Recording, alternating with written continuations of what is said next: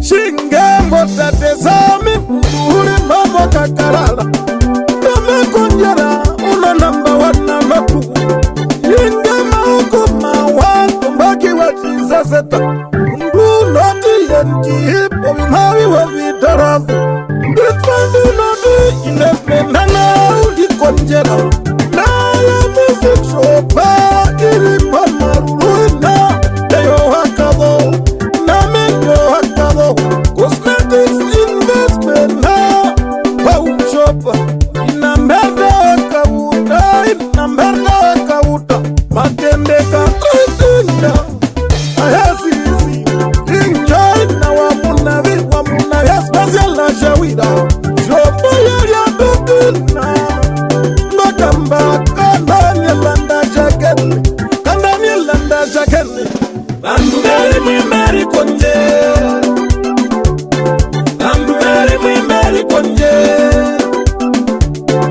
Andugari mwimeri konje Ya hamena jiwi kurura Ondasha katukosa Omuto tuche Nuyata doha kakolomba Yanda ukonja no matemba Akeninganya katuwa pehi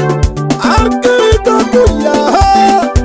Investment Yai konja no miriu Achana miriu mjafeta No miriu mjapamuka Pamwe no honifera Injairi mwaso wetu Njera nikakuyaha Kawashitoje investment Dungura no hongo shefa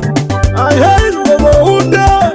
Tamando matungo Okuharura mitna Janharingi peke peke Injoi nakavena mamba Mafu ya gawaji koshe